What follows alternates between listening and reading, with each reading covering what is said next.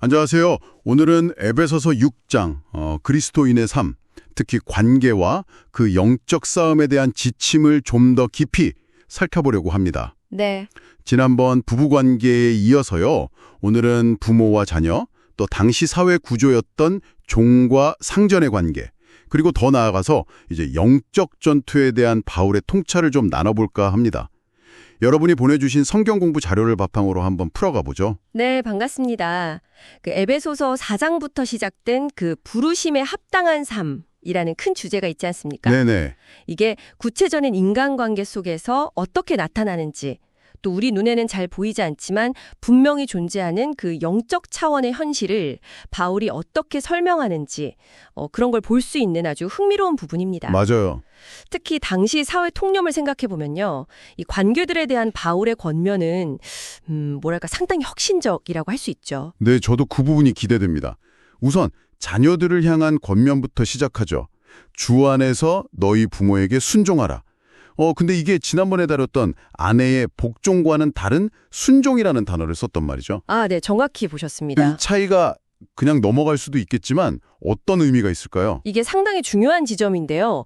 여기서 쓰인 순종, 헬라어로는 휘파쿠오라고 하는데 이건 기본적으로 아래에서 듣는다. 즉, 권위 아래에서 듣고 따른다는 의미가 강합니다. 아, 듣고 따른다. 네, 주로 아직 성숙한 판단력이 좀 부족해서 양육과 지도가 필요한 대상, 그러니까 자녀들에게 사용된 거죠. 그렇군요. 그렇죠. 에제르, 하나님이 우리를 도우시는 것과 같은 차원의 도움을 주는 존재. 그렇기 때문에 어떤 상호 존중 안에서 이루어지는 자발적인 협력, 질서에 대한 순응, 이런 뉘앙스가 더 강하다고 볼 수 있습니다.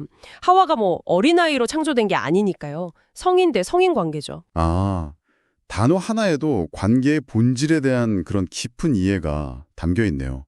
그럼 부모에게는 또 자녀를 노엽게 하지 말라 이런 권면이 이뤄지잖아요. 네. 이게 당시 로마 사회, 특히 아버지의 권위가 정말 막강했던 걸 생각하면 자녀의 감정을 고려하라는 이 말이 정말 파격적이지 않았을까요? 그야말로 혁신적인 발상이었습니다. 그 당시 자녀는 거의 아버지의 소유물처럼 여겼었거든요. 네, 그랬겠죠. 그런데 그 자녀를 인격적으로 대하고 감정을 헤아리라니 이건 굉장한 가치의 전환이죠.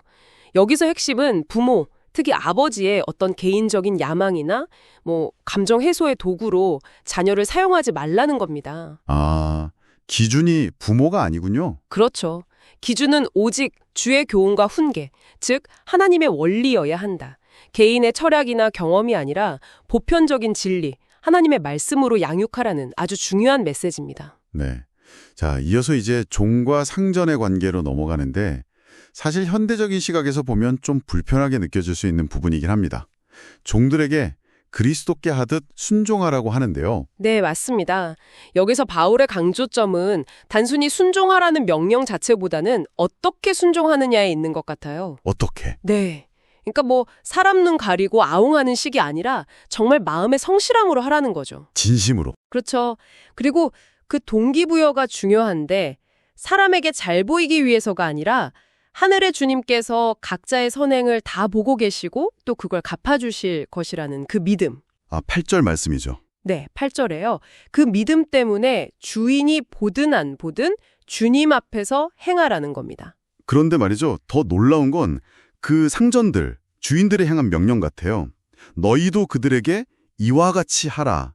이게 그냥 잘해줘라 정도가 아니라 종을 대하는 것과 똑같은 원칙, 즉 주님을 대하듯이 하라는 의미로 읽히거든요. 정확하게 보셨습니다. 바로 그 점이 정말 파격적인 부분입니다.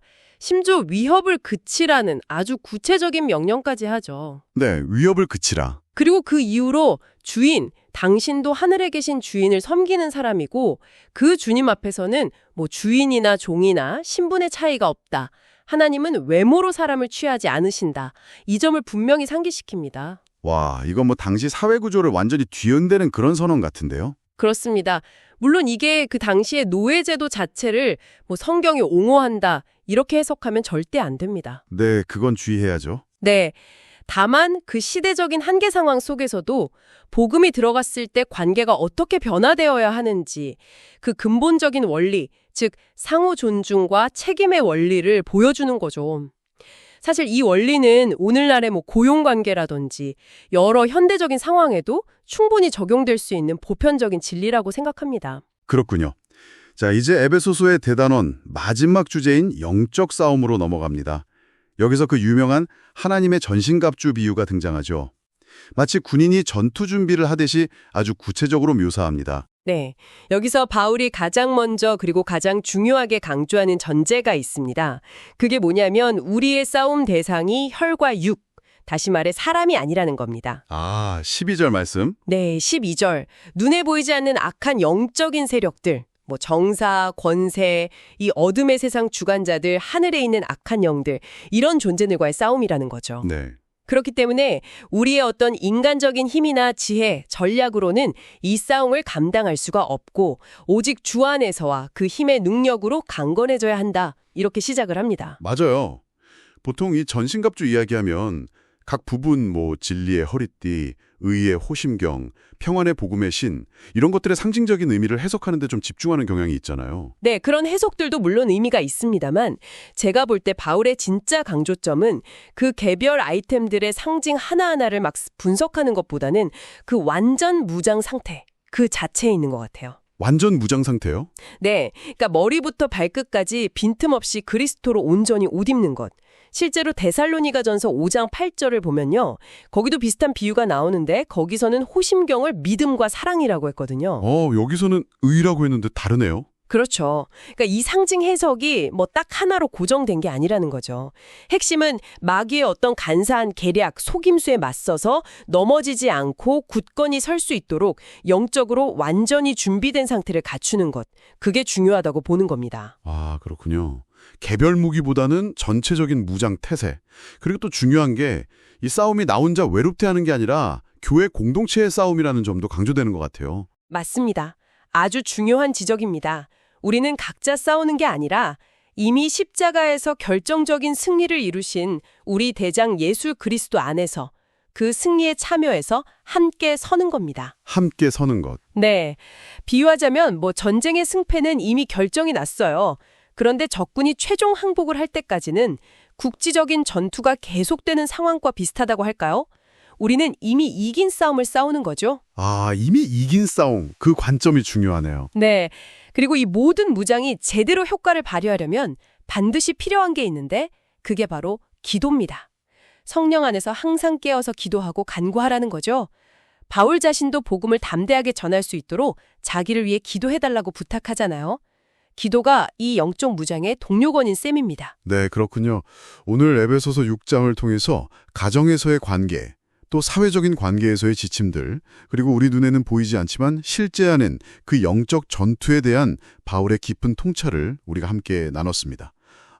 모든 관계 속에서 복음의 원리를 따라 살아가려는 노력, 그리고 그리스도로 온전히 무장해서 이 영적인 실제에 대비하는 것, 이게 정말 핵심인 것 같습니다. 네.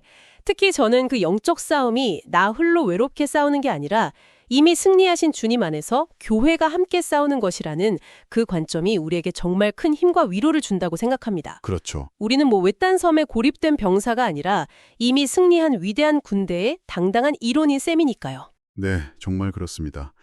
자, 오늘 이야기를 마무리하면서 마지막으로 여러분께 이런 질문을 한번 던져보고 싶습니다. 여러분이 지금 혹시 마주하고 있는 어떤 어려움이나 영적인 씨름이 있다면 그것을 단순히 나 혼자만의 고독한 분투로만 여기는 것이 아니라 그리스도 안에서 이미 승리한 교회의 싸움에 내가 참여하고 있는 것으로 그 관점을 한번 바꿔본다면 어떨까요?